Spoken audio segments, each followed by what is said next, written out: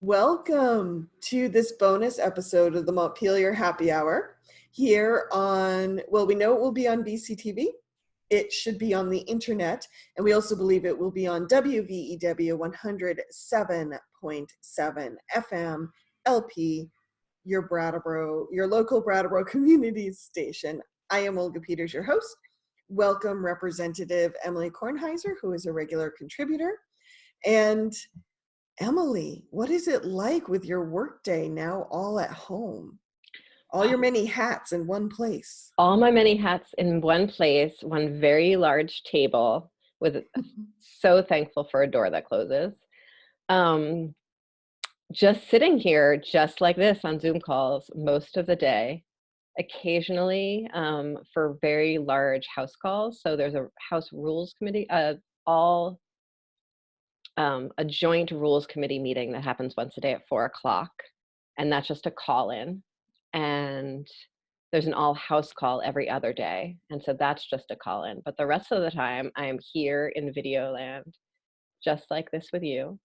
It's been really interesting to see how all these people are adapting to new technologies and really stepping into it with an amount of courage to learn something new and sort of stumble. That's been really impressing me. I've had a really good county delegation meeting on Zoom. I had a meeting with a whole bunch of Dems on Zoom, having really good work meetings with youth services on Zoom. You know, social workers tend to not be computer people, or they wouldn't be social workers, they would be computer people. And so it's been really interesting to watch my paid work team adapt to life doing case management via Zoom. Mm-hmm. And then for me, I'm just drinking a lot of tea, wearing a lot of decorative scarves, and staring into my computer with little earbuds in. Yeah. Mm-hmm. I'm thinking about lighting a lot more than I normally do, as we discussed before we started recording. Yes. Being a legislator requires a significant amount of multitasking, even in real life. Mm-hmm. So, you know, during a committee hearing, there's what's happening with the witness in the chair. There's what's happening to all the witnesses, around, all the lobbyists and advocates that sit in a circle around the committee table and sort of reading their body language throughout the process. There's what's ever coming through on my computer. There's the subtleties between committee members. All of that, and then there's sort of like the constant barrage of messages and, you know, stepping out of the room to talk to someone else and all of that.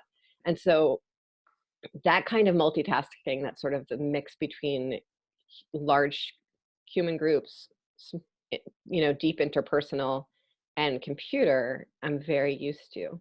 But this is like, you know, I have 4 screens going at once and my phone constantly blowing up and trying to take notes. And it's a new way to like really, and still feel really engaged with the person who's not actually right in front of me, but just a bobblehead on the screen. Mm-hmm. Not that you're a bobblehead, Olga. I'll practice. What is that? Max Hedren. Yes, reminds me Yeah. of Max Hedren, to just totally Gen X myself up. How is your work life, Olga? It's been fascinating. Like you, actually, before I talk about my work life, I want to quickly ask you a question about youth services, if you don't mind. How has it been for the people you work with who are trying to connect with clients? Have they had access to internet? Have they had access to the tools necessary? I've been really surprised at how smoothly that's gone for my team, at least. We do all of our work in groups for the most part, and then sort of check in via sort of text message, et cetera, with clients throughout the day, but tend to not have one-on-one meetings with clients very often. And so my team has really been able to shift to group work with youth, some of them calling in on a phone, some of them on their computers. They all, not all of them, but most of them are still connected to high school in some way. So they have access to the school issued Chromebooks. And so they've been like, you know, playing games with each other via Zoom, you know, like doing dance parties via Zoom, doing some really deep emotional work with each other, having check-in buddies. They went for a walk all together on the phone recently, you know, separate, but all on the phone together. And so that's been pretty heartening. We have, at Youth Services, we have more youth that are more disconnected than the folks that my team works with. I think that's been a challenge, but a lot of that sort of for youth who are more comfortable on the periphery of case management services, they tend to get most of their connection via text message anyway. Mm-hmm. And so that seems to be going okay. The procedures around our shelters and our temporary living program is more complicated, and that's sort of an ongoing issue in all of our communities that provide concrete support for folks who are struggling with housing issues. So okay, I am fascinated, like you said, watching how people adapt to these new technologies. As a journalist, in some ways my days have changed a lot, and in some ways they haven't changed that much at all, because I am used to reaching out to people either over the internet or over the phone, watching BCTV meetings or meetings over BCTV. So in some ways that technology part hasn't changed. I'm reaching out to people who are working with new technologies. I think for me, what has been interesting is how to balance the barrage of information and try to sort out what does my community need to know, and what another media outlet is good at covering, and let them do that, and what can the commons bring to the table during this time that maybe other news outlets can't or don't. And so that shifting and weighing and measuring of information and community needs has been a little intense, in part because while I'm still connecting with everyone at the commons, we're all removed, so we're not in the newsroom batting these things about. So that's been a little interesting, and I do worry about, gee, is this the right thing to be bringing to people? Is this what people really need to know? That type of thing. Yeah, all of the essential questions of our time and all of the essential questions, I think, of both of our work lives are just very, very heightened right now. Yes. So I'm asking myself, just like you, what is the right information for my constituents? How far do I step into sort of constituent service as casework? How much do I help people navigate their specific problems? How much do I go to bat with individual members of the administration versus the sort of the 3 steps outside of that legislative role? How much is my role as a community leader to sort of gather people together and give them a sense of purpose and peace? Really, all of those questions are very heightened right now. All while I'm sure this is true for you, it's definitely true for me. A lot of where I get my energy on an ongoing basis is from the energetic exchange with other people in my work. And I'm not large groups of people. I'm not sort of that kind of politician or that kind of extrovert, but having individual conversations with people and sort of, feeling my way through that as a real source of meaning for me in my life. And it's different when we're not quite, able to touch each other. Yeah, not in the same room, kind of getting the vibe. Yeah. I just, as an aside, I just want to let listeners know, of course, we're all working from home, and I'm in a fairly active neighborhood with people who like their snow blowers. So I realized that even at 7:30 in the morning, one of my neighbors has fired up their snow blower. Oh, I can't hear it at all. So oh, good. I'm sorry if oh, it's good. a distraction for you, but it is not here. We should let listeners know that when we talk about this being broadcast on the internet, the places that that's happening is our SoundCloud page, which we're then sharing via Facebook and other medium. And then also we are posting these regular shows on my YouTube channel and then sort of sharing it from there. Thank you for that update. You're welcome. So what for you as a lawmaker is really pertinent right now? What are you hearing from constituents?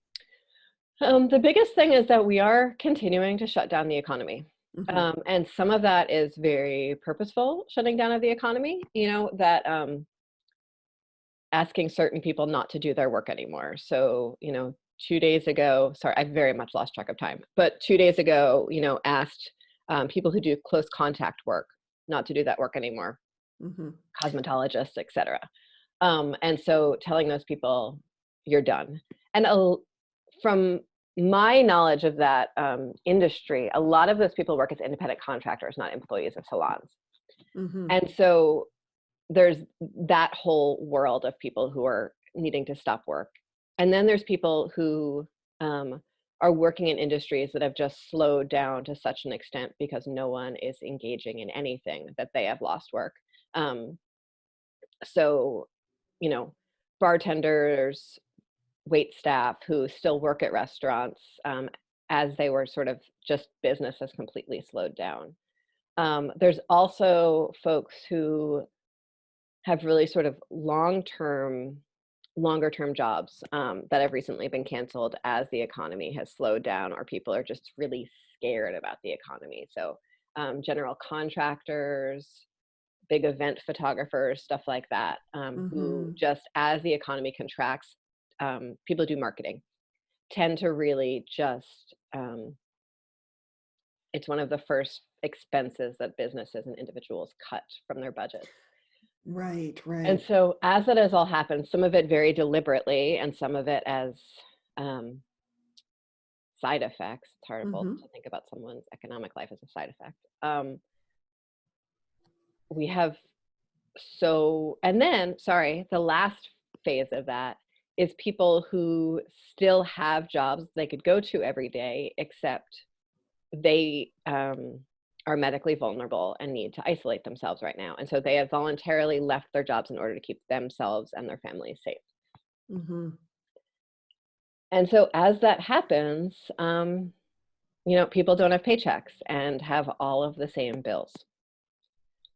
And in Windham County, particularly, we have a huge number of people who are self-employed. Yes, and often juggling more than one job too. Yes. And so we have this amazing safety net in the unemployment insurance system that we have, expanded considerably in this time to really expand eligibility to people who left work for absolutely any reason, even slightly related to COVID, really taking into account all those different categories that I just named. All those people are eligible for unemployment insurance now. All of those people are eligible for sort of worker protections if they are still working. But what we're seeing is that, so many of us are not eligible for that at all because we were not employees. And that's sort of one of those larger pieces of the economy that you and I have talked about many times, that the labor movement can fight and fight and fight and fight and fight. But unless people are considered employees, they're not subject to any of the protections that labor has won over the last 100-something years. Mm-hmm. Yeah, it's a definite hole in the safety net. Yes, it really is. And so what to do is really, really hard, and what to offer people is really hard. So some of those folks are considered small businesses, even though they've never thought of themselves as small businesses before. Mm-hmm. And so I think that's an interesting rejiggering mentally for people. Right. And so asking them to really do the kind of business projecting and business plans that a sort of official small business would do. In order to qualify for the small business assistance, I think is a really big mental shift for people who do their independent contracting as sort of more matched up with a household income kind of model. Mm-hmm. And then for regular independent contractors, it's really hard, and we're sort of looking to the future on it. During Hurricane Irene, we were able to offer unemployment insurance to self-employed people under a very specific disaster declaration from the Fed that we have, and by the Fed, I mean the federal government, the president, not the Fed, Mm-hmm. the Federal Reserve Bank, which is also offering money right now. So I don't want to confuse anything. But we're not there yet. It's very much on our federal delegation's lens that all of, even the very best packages that managed to pass the US House really won't help Vermont's specific economy with so many small businesses and so many independent contractors. So really need to figure out what's next in an atmosphere where, you know, Vermont has very little spending power, even on the best of days. We've talked about that so much. And right now, our revenue as, you know, as a state has dropped out the same way everyone else's revenue has, right? Like we Right. get meals and rooms taxes. And so when restaurants aren't collecting that tax because no one's coming in, we don't have that income. Yeah. And so I know I've mentioned this before, but just for the sake of clarity and avoiding confusion, Please. we're waiting for a federal declaration of emergency declaration so we can trigger other protections for workers. But there was an emergency declaration for Massachusetts and New Hampshire, and because Windham County borders those, we're covered by that declaration. But I just want to clarify, it doesn't cover everything. So there are, you know, similar to, we've been having these, you know, governor's orders, right? Like a new one every day. Yesterday, like asked people nicely to start teleworking if they could, which I understand is a lead up to something else, but it's still like, it was a very soft, like, you know, state declaration. But so that federal disaster declaration was from the Small Business Administration. Right. And that's triggered when enough small businesses have experienced enough financial distress from a specific incident. And we were eligible for that as a tri-state area, and that triggers a lot of money for small business loans. But those are at like a 3% interest, and they have to be paid back. And they're available for people with a fairly comprehensive existing business model. And so those tend to be more useful for larger businesses. Okay, thank you. A lot of Vermont businesses, you know, are restaurants on Main Street, a few people working from their home, et cetera, don't have the cash flow in the best of times to be paying back more loans. And they're not allowed to be used to consolidate existing loans, unfortunately. Okay. So we are working on more solutions on that. So just as a question, our conversation is bringing up a conversation I had with Tristan Tolino, one of your fellow reps from Brattleboro, a while ago. But he was talking about how in Europe, the protections that cover workers are based on citizenship, where in the US, it's based on work and your employer. So I'm wondering, could Vermont make that change, that your protections are based on residency or citizenship, Vermont citizenship, for lack of a better term? Would that trigger other things to better protect? I love that question. So in some ways we have, right? So in Vermont, the health exchange moves a lot of people to their health insurance being connected to their personhood and not to their employer. That's definitely not true for all employees. And in this time, the open enrollment period on the exchange is just wide open for folks who are sort of switching around, who are leaving employers and need to have personal health insurance right now. But unemployment insurance is sort of fascinating and actually not that different from a lot of other state federal programs, in that the unemployment trust fund, which is the fund that unemployment is paid out of, sits at the state level and is composed of payroll taxes paid in by employers on behalf of employees. But the protocols, the rules, the policies for how to spend that and how not to spend that, a lot of that sits with federal law and federal rules. And so we can't do that. That would need to happen at the federal level. What we could do, and would be really nice and would take a very long time to set up, is that right now we're really using the unemployment trust fund the same way we would use family medical leave, right? Yeah. Which would sit with each person ideally. But even in the model, the last model that didn't pass the Vermont House and Senate, still unemployed people were not eligible to pay into it yet. And Ooh, so chickens and eggs. chickens and eggs. Yeah, and it's really, Vermonters, Americans, and taxes. Because if you're going to have something sort of, it's one thing to have protections sit with everyone on, non-financial protections sit with someone individually. But when financial protections sit with someone individually, the money to fund that needs to come from the collective whole, right? Mm-hmm. And Americans are really scared of that. Mm-hmm. Look at that's what Medicare for All is.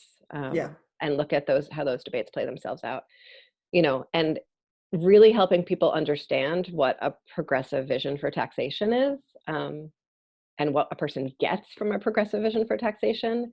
That's a very long conversation that we've barely just started in this country, and is certainly not going to help any of us tomorrow. Right. So in the interest of keeping these bonus additions very short and sweet. Oh no, you've frozen. Am I still recording? I don't know. I'm going to pause the recording.